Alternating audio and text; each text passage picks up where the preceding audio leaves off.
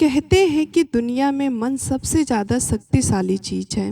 अगर किसी चीज को तुम पूरे मन से चाह लो तो तुम उसे हासिल कर सकते हो। यह मेरा नहीं, सभी महापुरुषों का कहना है। लेकिन अगर ये सत्य है तो जो हम अपने मन से चाहते हैं वह हमें हासिल क्यों नहीं होता है। कोई भी इंसान अपने मन से दुख तो नहीं चाहेगा, लेकिन वो रहता तो दुखी ही है।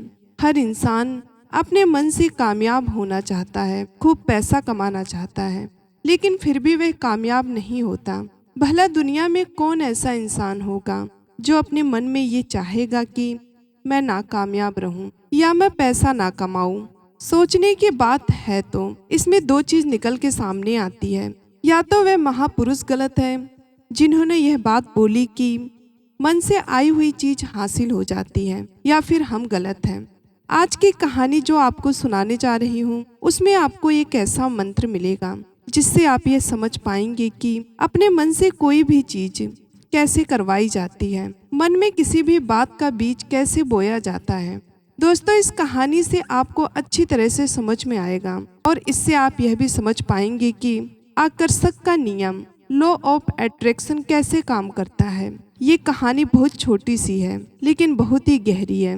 इससे पहले कि आप इस कहानी में खो जाएं, इस चैनल को सब्सक्राइब जरूर करें। तो चलिए शुरू करते हैं आज की कहानी। एक बार की बात है, एक आदमी के जीवन में सिर्फ दुख ही दुख था।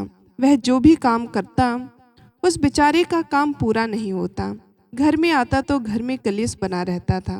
किसी से कोई मदद मांगता तो कोई उसकी मदद नहीं करता।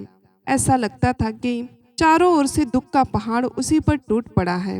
उसे समझ नहीं आ रहा था कि वह दुखों से बाहर कैसे निकले। वह दिन रात यही सोचता रहता था कि अपने दुखों से छुटकारा कैसे पाना है, और इसी कारण वह रात भर सो भी नहीं पाता था। उसकी आंखों के नीचे बड़े बड़े काले घेरे बन गए थे, जो इस बात का प्रतीक था कि वह आदमी कितना दुखी है और कितना चिंतित है। कभी कभी तो उसके मन में आत्महत्या करने का भी ख्याल आता, लेकिन अपने परिवार की चिंता करके वह कदम नहीं उठा पाता था। वह इतना दुखी हो गया था कि उसने निर्णय किया कि वह दुखों से छुटकारा पाकर रहेगा। इसके लिए चाहे उसे कितनी भी मेहनत करनी पड़े, कुछ भी करना पड़े, चाहे अंगारों पर चलना पड़े, लेकिन अब वह दुखों से छुटकारा हासिल करके ही रहेगा। ऐसे ही एक दिन उसने अपने मित्र से पूछा कि मैं अपने जीवन को कैसे सुधारूं। उसके मित्र ने उसे बताया कि तुम किसी बाबा के पास जाओ। बाबाओं के पास ऐसा मंत्र होता है जिससे सारे दुख मिट जाते हैं, जीवन खुशियों से भर जाता है और धन संपदा भी हासिल हो जाती है। तुम किसी ऐसे बाबा के पास जाओ, तुम्हारा काम बन जाएगा। उस आदमी के मन में यह बात पूरी तरह से बैठ गई, कोई बाबा ही मेरा दुख दूर कर सकता है। अब उसे किसी भी बाबा के बारे में पता चलता तो वह उस बाबा के पास पहुंचता था, उस बाबा को अपनी सारी समस्या बताता था और उससे उसका समाधान पूछता और कहता कि बाबा, मैं कुछ भी करने के लिए तैयार हूँ, लेकिन मेरी इन समस्याओं से छुटकारा दिला दीजिए। आप जो कहेंगे मैं करूँगा, लेकिन मेरे जीवन को सुधार दीजिए। बाबा उसे कुछ टोने टोटके बता देते थे और बदले में दान दक्षिणा लेते थे। कहते कि टोना टोटका करने के बाद तुम्हारे घर में सुख शांति बनी रहेगी, बस इस टोटके को पूरी विधि के साथ करना। वह आदमी घर लौटकर पूरी विधि के साथ टोने टोटके करने लगा, लेकिन बहुत टोने टोटके करने के बाद भी उसके जीवन में कुछ बदलाव नहीं आया। इसके विपरीत उसका जीवन और ज्यादा दुखी हो गया। जो भी बाबा उसे टोना टोटका देता था, बदले में उससे दान दक्षिणा लेता था। इस चीज से उसका धन भी धीरे धीरे खत्म हो रहा था। इससे उसके जीवन में दुख और ज्यादा बढ़ गया। तब उसे लगा कि बाबाओं के पास जाने से तो मेरे जीवन में दुख कम होने की बजाय बढ़ते ही जा रहे हैं। तो मुझे क्या करना चाहिए? बाबाओं के पास जाऊं या फिर नहीं जाऊं? एक आदमी ने उसको बताया कि तुम अपने घर में किसी पंडित को बुलाकर हवन करवा लो। हवन होगा तो घर शुद्ध हो जाएगा। कोई भी बुरी ऊर्जा घर में होगी तो वह बाहर निकल जाएगी। किसी पंडित को बुलाकर पूरे विधि विधान से मंत्र उच्चारण कराओ और हवन कराओ, जिससे घर में सुख शांति आए। उस आदमी के मन में यह बात बैठ गई और उसने एक पंडित को अपने घर पर बुलाकर हवन करवा दिया। हवन अच्छी तरह से संपन्न हुआ और बदले में पंडित जी ने भी अच्छी दान दक्षिणा ली और उसके बाद वहां से विदा हो गए। लेकिन कुछ दिनों के बाद उस आदमी को महसूस हुआ कि उसके जीवन में अब भी कोई बदलाव नहीं आया है। वह आदमी पूरी तरह से दुखी हो गया और ज्यादा परेशान हो गया। अब तो उसे लगने लगा था कि मेरे जीवन में दुख कभी खत्म ही नहीं होंगे, और यही सोच सोचकर उस आदमी का बुरा हाल हो गया था। फिर एक दिन उसे अपने मित्र से एक ऐसे बाबा के बारे में पता चला जो समाधान बताने के लिए कोई भी दान दक्षिणा नहीं लेते थे। उस आदमी को लगा कि यह बाबा दूसरे बाबाओं की तरह नहीं हो सकता, क्योंकि ये दान दक्षिणा तो लेता ही नहीं। अगर ये दान दक्षिणा नहीं लेता तो ये सच में कोई सिद्ध बाबा होगा। और यही सोचकर वो उस बाबा के पास पहुंच जाता है। जब वह आदमी वहां पर पहुंचता है तो वह बाबा ध्यान में बैठे थे। यह देखकर वह आदमी वहीं पर चुपचाप होकर बैठ जाता है और बाबा के ध्यान से बाहर आने का इंतजार करने लगता है। थोड़ी देर के बाद बाबा ने आंखें खोली तो सामने एक दुखी और परेशान युवक को देखा। उसकी आंखों के नीचे काले घेरे देखते ही समझ गए कि यह आदमी अपने जीवन से कितना परेशान है। उसे संबोधित करते हुए बाबा ने पूछा कि बच्चा, क्या चाहते हो? बाबा के पास क्या लेने आए हो? उस आदमी ने कहा कि बाबा, मैं अपने जीवन में बहुत परेशान हूँ। मैंने दुख दूर करने के लिए बहुत सारे रास्ते अपनाए और वे तरकीब करके देखे जो किसी बाबा ने मुझे बताए, और वे काम किसी भी इंसान ने मुझसे करने को कहा, लेकिन मेरे जीवन में दुखों की कोई कमी नहीं हुई। बाबा, इसके विपरीत मेरे जीवन में दुखों में बढ़ोतरी होती गई। मुझे समझ नहीं आ रहा है कि मैं क्या करूं। कभी कभी तो मैं आत्महत्या करने की सोचता हूं, लेकिन अपने परिवार की सोचकर मैं यह कदम नहीं उठा पाता। मैंने आपके बारे में बहुत सुना है बाबा, और मैं बहुत उम्मीद के साथ आपके पास आया हूँ। कृपया करके मुझे कोई ऐसा मार्ग बताएं जिससे मुझे अपने दुखों से छुटकारा मिल जाए। अपने दुखों से छुटकारा पाने के लिए मैं कुछ भी करने को तैयार हूँ। आप मुझे कोई भी रास्ता बताएं, चाहे वो रास्ता कितना भी कठिन क्यों ना हो, मैं उसको पार करके रहूंगा। बाबा ने महसूस किया कि आदमी तो सच में बहुत परेशान है। बाबा ने उसकी बात सुनकर कहा कि बच्चा, दुखों को दूर करने के लिए मंत्र ऐसे ही नहीं मिलते। मंत्र पाने के लिए कुछ करना पड़ता है। तुम कुछ कर सकते हो? यह सुनकर पहले तो उस आदमी ने सोचा कि यह बाबा भी मुझसे दान दक्षिणा ही मांगेगा, लेकिन और कोई रास्ता ना पाकर उस आदमी ने हाँ किया। बाबा, आपको जितना भी दान दक्षिणा चाहिए मैं देने के लिए तैयार हूँ, लेकिन आपका मंत्र सच्चा होना चाहिए और वह पूरा होना चाहिए। उसका फल मुझे मिलना चाहिए। उसके बाद आप जो भी दान दक्षिणा लेना चाहते हो वो मैं आपको दूंगा। बाबा ने कहा कि दान दक्षिणा तो बहुत छोटी सी चीज है, मुझे वह नहीं चाहिए। इस पर वह आदमी सोच विचार करके बोला, तो बाबा, मैं अंगारों पर चलने के लिए तैयार हूँ, आप मुझे बस आज्ञा दीजिए। बाबा ने कहा कि अंगारों पर चलने वाली छोटी चीज मैं तुमसे नहीं कराने वाला हूँ। मैं जो तुमसे कराने वाला हूँ वह बहुत कठिन मंत्र है, उसे पूरा कर पाओगे? उस व्यक्ति ने कहा कि बाबा, आप मुझे बताइए तो सही, मुझे करना क्या होगा? मैं अपने दुखों को कम करने के लिए कुछ भी करने को तैयार हूँ। इस पर बाबा ने उससे कहा कि यहाँ से जब तुम अपने घर जाओ तो रास्ते में अपने मन में यह दोहराते जाना कि मैं सुखी हूँ, मैं सुखी हूँ, मैं सुखी हूँ। बार बार अपने मन में यही दोहराना, और याद रहे जुबान पर यह नहीं आना चाहिए, इसे सिर्फ मन में दोहराना है।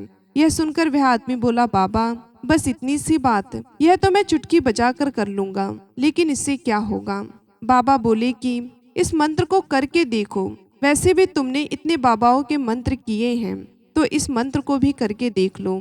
उस आदमी ने सोचा कि बाबा कुछ दान दक्षिणा तो ले नहीं रहे हैं और छोटा सा मंत्र है, इसे तो मैं कर ही लूंगा। वो आदमी बोला, ठीक है बाबा, मैं यह मंत्र जरूर करूंगा।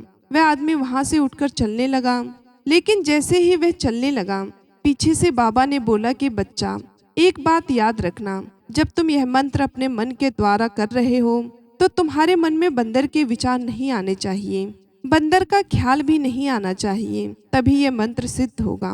वह आदमी बोला, मुझे तो आज तक बंदर का कोई विचार नहीं आया, तो अब क्यों आएगा? आप चिंता मत करिए बाबा, मैं बस अपने मन में यही दोहराऊंगा कि मैं सुखी हूँ, मैं सुखी हूँ। इसके अलावा बंदर का कोई भी विचार मेरे मन में नहीं आएगा। और वह आदमी वहां से चल दिया। वह अपने मन में मैं सुखी हूँ, मैं सुखी हूँ यही दोहराता हुआ थोड़ी ही दूर चला था कि उसके मन में अचानक बंदर का ख्याल आ गया। बंदर का ख्याल एक बार आया और चला भी गया, लेकिन उस आदमी ने सोचा कि आज तक तो मेरे मन में कभी भी बंदर का कोई विचार नहीं आया, ये आज बंदर का विचार क्यों आ गया। और ऐसा ही करके उसने उस बंदर के विचार को पकड़ लिया। वह भूल गया कि मुझे क्या मंत्र दोहराना है। वह बंदर के बारे में सोचने लगा। जब थोड़ी देर बाद उसे फिर से होश आया तो वह फिर से अपना वही मंत्र दोहराने लगा जो बाबा ने उसे बताया था, मैं सुखी हूँ, मैं सुखी हूँ। अचानक सामने एक बंदर दिखाई दिया और यह देखकर उसके मन में फिर से बंदर का विचार उठ गया और वह अपने अंदर से इस विचार को बाहर फेंकना चाहता था। वह चाहता था कि मेरे अंदर किसी भी तरह बंदर का विचार ना आए, लेकिन उसे तो सामने बंदर ही दिखाई दे गया। ऐसे ही जहोजहद करते करते वह घर पहुंचा और घर पर पहुंचने के बाद अपनी पत्नी को कहा कि यह बंदरिया मुझे खाने में बंदर परोस दो। और जब उसको एहसास हुआ कि उसने क्या बोल दिया तो वह अपने बाल नोचने लगा। वह दीवारों पर सर मारने लगा कि आज तक मुझे बंदर का कोई विचार नहीं आया और आज मुझे ये क्या हो गया है कि मुझे हर जगह बंदर ही बंदर नजर आ रहे हैं। ये कैसी माया है। यही सोच सोच कर वो रात भर सो नहीं पाया। रात भर करवटें बदलता रहा और सुबह उठकर सीधे बाबा के पास पहुंच गया और उनके चरणों में गिरकर कहा कि बाबा, पता नहीं क्या चमत्कार हो रहा है। आज तक मुझे बंदर का कोई विचार नहीं आया, लेकिन कल आपने मुझसे कहा कि बंदर का विचार नहीं आना चाहिए। तब से मुझे हर जगह बंदर ही बंदर नजर आ रहे हैं। उस आदमी ने कहा कि बाबा, मुझे तो आपके पीछे पेड़ पर बैठा हुआ बंदर भी केला खाता हुआ दिखाई दे रहा है। ये क्या हो रहा है। बाबा यह सुनकर हंसने लगे और बोले, बचन का जाल एक ऐसा जाल है जिसे समझ पाना इतना आसान नहीं है। बंदर तो तुम्हारे रास्ते में पहले भी आते थे। जब तुम मेरे पास आए थे तो इन्हीं पेड़ों पर बंदर घूम रहे थे, लेकिन तब तुम्हारे ध्यान में यह बंदर नहीं था। तब तुम्हारे ध्यान में सिर्फ अपना दुख था। इसके बाद बाबा ने उसे बताया कि बच्चा, हम जिस चीज से दूर भागते हैं वही चीज हमारे मन में बहुत गहराई में प्रविष्ट हो जाती है। वह हमारे अंतर मन में समा जाती है। असल में हम जिस चीज से छुटकारा पाना चाहते हैं उससे छुटकारा इसलिए पाना चाहते हैं कि वह हमारे साथ बहुत गहरे से जुड़ी हुई है, और हम जितना भी उससे छुटकारा पाना चाहते हैं वह उतनी ही गहराई से हमारे मन में बैठती चली जाती है और आखिरकार वह हमारे अंतर मन में छा जाती है। ऊपर से तो हम चाहते हैं सुखी होना कि मैं सुखी हूँ, हमारे ओठ बोलते रहते हैं, लेकिन हमारे मन में दुख हर समय होते हैं। हमारे विचारों में, हमारे मन में हमें दुख ही दुख दिखाई देते हैं। इसलिए अपनी जुबान से बार बार यह बोलने से कि मैं सुखी हूँ, सुखी हूँ, हम सुखी नहीं होंगे जब तक यह मंत्र हमारे अंतर मन में प्रविष्ट नहीं होता। इस पर उस आदमी ने पूछा कि बाबा, लेकिन यह मंत्र हमारे अंतर मन में प्रविष्ट कैसे होगा।